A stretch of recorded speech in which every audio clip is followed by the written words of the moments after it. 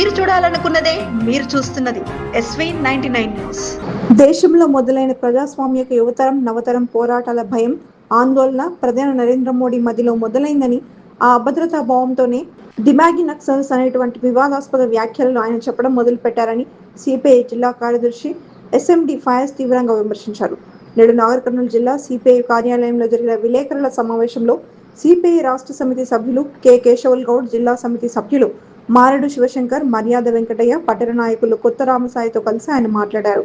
ఒక పక్క భారత పార్లమెంట్లో నక్సల్స్ లేరు భారత్లో అని దేశ హోమ్ మినిస్టర్ చెప్తే, ప్రధానమంత్రి ఎర్రకోట సాక్షిగా దిమాగి నక్సల్స్ అంటే నక్సల్స్ ఆలోచన పరులని కొత్త పదాలు పలకడం హాస్యాస్పదంగా ఉందని ఆయన అన్నారు.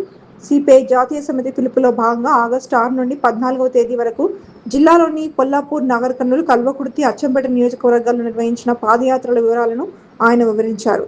2014 నుంచి ఇప్పటి వరకు కేంద్ర ప్రభుత్వాలు అనేక హామీలు ఇచ్చాయని, అందులో ఒకటి కూడా అమలు చేయలేదని ఆయన తెలియజేశారు. కేశవల్ గౌడ్ గారు, తర్వాత ఏఐటియుసి జిల్లా ప్రధాన కార్యదర్శి, పార్టీ జిల్లా నాయకులు మారెడు శివశంకర్ గారు, కామ్రేడ్ మర్యాద వెంకటయ్య గారు, జిల్లా పార్టీ సమితి సభ్యులు, కామ్రేడ్ రామస్వామి గారు, మా పట్టణ నాయకులు, సహాయ కార్యదర్శిగా పనిచేస్తున్నారు. వీళ్ళు ఈ పత్రికా సమావేశంలో పాల్గొనడం జరుగుతుంది. మిత్రులారా, ఈరోజు ఈ ప్రెస్ మీట్కి సంబంధించినటువంటి అంశం ఈ నెల 6వ తేదీ నుండి 14వ తేదీ వరకు కమ్యూనిస్టు పార్టీ సిపిఐ జాతీయ సమితి ఇచ్చిన పిలుపులో భాగంగా నాగర్ కర్నూలు జిల్లాలోని నాగర్ కర్నూలు, కొల్లాపూర్, కల్వకుర్తి, అచ్చంపేట నియోజకవర్గాల్లో మా పార్టీ పాదయాత్రలు ప్లస్ ప్రచార యాత్రలు నిర్వహించడం జరిగింది. కొల్లాపూర్కి సంబంధించి 6వ తేదీ నుంచి 14వ తేదీ వరకు దాదాపు 9 రోజుల పాటు 68 గ్రామాలు, 206 కిలోమీటర్లు కాలినడకన అచ్చంగా పాదయాత్ర.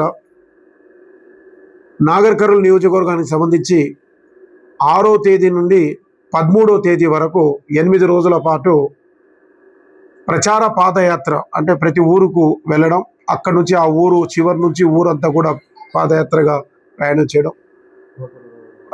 అలాగే ఈ అచ్చంపేట, కల్వకుర్తి నియోజకవర్గాల్లో కూడా 54 గ్రామాలు మొత్తం కూడా 6 రోజుల పాటు అక్కడ ప్రచారం చేయడం జరిగింది. ఓవరాల్గా 600 కిలోమీటర్లకు పైగా ఈ జిల్లాలో సిపిఐ పాద ప్రచార యాత్ర నిర్వహించడం జరిగింది. దీనికి గల కారణం, గత 2014లో నరేంద్ర మోడీ గారు అధికారంలో రాకముందుకు ఆయన ఇచ్చినటువంటి హామీలు, ఈ దేశంలో ఉన్నటువంటి కోటాని కోట్ల రూపాయల, లక్షల కోట్ల రూపాయల నల్లధనం స్విచ్ బ్యాంకులు మగ్గుతూ ఉంది. నేను అధికారంలోకి తీసుకొస్తే దాన్ని తీసుకొచ్చి ప్రజలకు పంచుతాను, 6 నెలల సమయం ఇవ్వమని జన్ ధన్ ఖాతాలు తెరవమని చెప్పారు. ప్రజలు కోటాని కోట్ల ఖాతాలు తెరిచారు. ఇన్ని సంవత్సరాలు గడిచినా వాళ్లకు రూపాయి వేసిన పాపాన పోలేదు. ప్రతి సంవత్సరం 2 కోట్ల ఉద్యోగాలు ఇస్తామని చెప్పారు. ఆయన 3 సార్లు గెలిచాడు. 12 సంవత్సరాల పదవి కాలం పూర్తి అయింది. 24 కోట్ల ఉద్యోగాలు రావాలి. 24 కోట్ల ఉద్యోగాలు ఏవి ఇవ్వకపోగా ఆయన అవలంబించిన దివాళాకోరు ఆర్థిక రాజకీయ విధానాల వల్ల దేశంలో ప్రభుత్వ సెక్టార్లన్నీ కూడా దివాలా తీసి లక్షలాది మంది ఉద్యోగాల నుంచి వైదొలగాల్సినటువంటి పరిస్థితి దేశంలో ఏర్పడ్డది. దేశంలో ఆర్థిక మాంద్యం తీవ్రమైనటువంటి రూపంలో దాల్స్తూ ఉంది. ధరలన్నీ ఆకాశానికి అండినటువంటి పరిస్థితి. ఆయన 2014లో అధికారంలోకి రాకముందు ఒక సిలిండర్ వంట గ్యాస్ కుండ ధర 460 రూపాయలు ఉండేది. దాన్ని తగ్గిస్తానని చెప్పారు.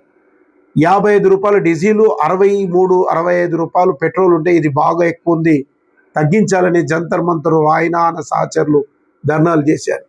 ప్రజలు నమ్మారు, ఓట్లు వేసారు. కానీ గెలిచిన తర్వాత తీరా చూస్తే ఈరోజు 110 రూపాయలు డీజిల్, 118 నుంచి 20 వరకు పెట్రోలు, 1300-1200 రూపాయలు చెల్లిస్తే కానీ ఇంటికి వంట గ్యాస్ సిలిండర్ వచ్చేటువంటి పరిస్థితి లేదు. ఇలా పప్పు, ఉప్పు, చింతపండు అన్ని రకాల ధరలు పెంచి పోయించారు.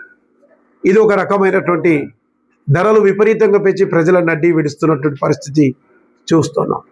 దాంతోపాటు దేశ సంపద అంతా కూడా ప్రపంచంలోనే largest economy, 5th largest economy అని చెప్తా ఉంటారు. జపాన్తో కంపేర్ చేస్తూ ఉంటారు. కానీ పెరిగిన దేశ సంపద అంతా కూడా కొంతమంది పిడికిడి మంది ధనవంతులకే పెరిగింది. ఆయన అధికారంలోకి రాకముందు దేశ ప్రజలకు కొన్ని వెరీ లిమిటెడ్ మనుషులకు మాత్రమే తెలిసిన ఆదాని దాదాపుగా 12 నుండి 18 లక్షల కోట్లకు ఆయన 12 సంవత్సరాల్లో ఎదగడం జరిగింది. ఆదాని కుటుంబంలో ఉన్నటువంటి ఆదాని కుటుంబంలో ఉన్నటువంటి వెనక 100 తరాలు ముందు 100 తరాలు వాళ్ళు రాత్రి పగలు 2000 రూపాయల నోట్లు ముద్రించిన అన్ని లక్షల కోట్ల సంపాదన ముద్రించుకోలేదని నిపుణులు చెప్తా ఉన్నారు. మరి ఇంత సంపాదన ఎట్లొచ్చిందంటే మోదీ గారు అవలంబించినటువంటి కార్పొరేట్ అనుకూల మిత్రుడైన ఆదాని అనుకూల విధానాలు, అడవులన్నీ వారికి అమ్మేస్తా ఉన్నాడు అప్పనంగా. ఓడరేవులు, విమానాశ్రయాలు, రైల్వే స్టేషన్లు, మన బిహెచ్ఎల్ లాంటి అద్భుతమైనటువంటి ప్రభుత్వ రంగ సంస్థ, విశాఖ ఉక్కు కర్మాగారం, నిజాం షుగర్ ఫ్యాక్టరీ, ఇలా ప్రభుత్వ రంగ సంస్థలన్నీ స్వాతంత్రం వచ్చిన నాటి నుంచి ఇప్పటి వరకు మనం నిర్మించుకున్న అన్ని సంస్థలన్నీ అప్పనంగా వారికి అప్పచెప్తున్నట్టు పరిస్థితి. ఈ విషయాలపై ఎవరైనా ప్రశ్నిస్తే ప్రధానమంత్రి గారు తీవ్రమైనటువంటి కులం, మతం, ప్రాంతం అని విడదీసి ప్రజలను మొత్తం ప్రాంతాల వారిగా, కులాల వారి విడదీసి దాంట్లో విడదీసి చేస్తూ ఉన్నాడు. మాట్లాడితే దేవుళ్ళ గురించి మాట్లాడతాడు. ఆయన ఎప్పుడు నేనే ఒక మతానికి నేను పేటెంట్ రైట్ అన్నట్టు మాట్లాడతారు. పోనీ ఆ దేవుళ్ళకైనా ఏమైనా న్యాయం చేశారా అంటే, నా సహచర మిత్రులందరూ ఉన్నారు, కమ్యూనిస్టుల్లో హిందువులు ఉన్నారు, సహజంలో ఉన్నారు, మమ్మల్ని అభిమానించే ఉన్న వాళ్ళు అందరు ఉన్నారు. ఇది ఒక లౌకిక దేశం. రామ జన్మభూమి పేరుతో ఓట్లు అడిగి ప్రతి ఇంటికి శ్రీరాముని అక్షింతలు పంపి ప్రచారం చేశారు. ప్రతి ఇంటిపై శ్రీరాముని ముద్ర వేసి జై శ్రీరామ్ అనే నినాదాన్ని ఒక రాజకీయ స్లోగన్గా మార్చుకొని మూడోసారి అధికారంలోకి వచ్చిన బీజేపీ 600 కేజీల భక్తులు ఇచ్చినటువంటి ఎండి ఇటుక పిల్లలు ఒక్కటి కూడా కనబడకుండా మింగేసినటువంటి పరిస్థితి. 30 కేజీల బంగారు రాముల వారికి వచ్చినటువంటి కానుకలు. ఇప్పుడు వచ్చిన లెక్కల ప్రకారం బంగారు, ఎండి, నగదు అన్నీ కలుపుకొని 1500 కోట్ల రూపాయల పెద్ద కుంభకోణం. అదేదో చోరీ అంటున్నారు చాలా మంది, కానీ చోరీ కాదు, చాలా చిన్నదాన్ని చోరీ అంటారు. అదో పెద్ద కుంభకోణం. ఎంత పెద్ద కుంభకోణం అంటే 2 కోట్ల రూపాయలకు 1 ఎకరా చొప్పున 10 ఎకరాల భూమి కొని 10 నిమిషాల్లో 18 కోట్ల రూపాయలకు అమ్ముకున్నటువంటి, ఇవే సాక్షులు పెట్టి అమ్ముకున్నటువంటి పరిస్థితి మొత్తం వస్తూ ఉంది. దానిపై జరగాల్సిన విచారణ జరగాల్సిన అవసరం ఉంది. ఒక పెద్ద వింగు భారతదేశంలో 2014 నుంచి నరేంద్ర మోడీని భుజాలపై మోసినటువంటి ఒక రైట్ వింగ్ అంతా కూడా తీవ్ర నిరాశలో ఉంది. ఇది వీటన్నిటిని పెద్ద ఎత్తున విచారణ జరిపించాలనేది సిపిఐ డిమాండ్ చేస్తూ ఈ పాదయాత్రను చేపట్టడం జరిగింది. ఈరోజు జన్జీ మూమెంట్ అంతా దేశంలో కుంభేస్తూ ఉన్న పరిస్థితి. నన్ను ఎవరు ఏమి చేయలేరు, నేను చెప్పింది రాజ్యాంగం, నేను అమలు చేసిందే ప్రజాస్వామ్యం అనేటువంటి ఒక నియంతృత్వ ధోరణి వైపు నరేంద్ర మోడీ ప్రభుత్వం, ముఖ్యంగా వారు వెళ్తున్నటువంటి క్రమంలో ఈ దేశంలో అప్పుడప్పుడే ఓటు హక్కు వచ్చినటువంటి నున్నూగు మీసాల యువకులు దేశ చరిత్రను మార్చి దేశంలో మరొక విప్లవ శకం మొదలయ్యింది అన్నట్టుగా ఒక గొప్ప ఒక మెసేజ్ని ప్రపంచానికి అందించినటువంటి పోరాటం మొన్న జూలై 20వ తేదీన జరిగినటువంటి ఢిల్లీ జంతర్ మంతర్ పోరాటం. ఈ పోరాటాల నేపథ్యంలో ప్రధానమంత్రి అవలంబిస్తున్న రాజకీయ అంతర్జాతీయ విధానాల పట్ల కమ్యూనిస్టు పార్టీ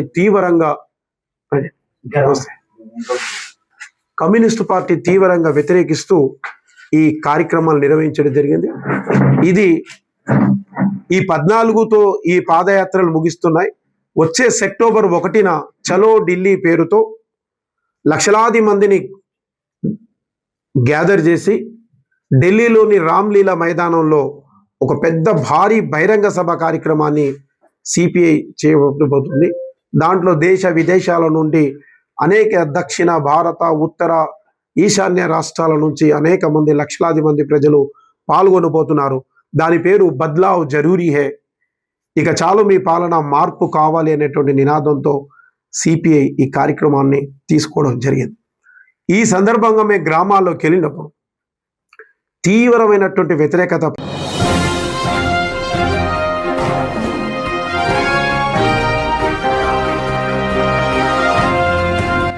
చూడాలనుకున్నదే మీరు చూస్తున్నది SV 99 న్యూస్.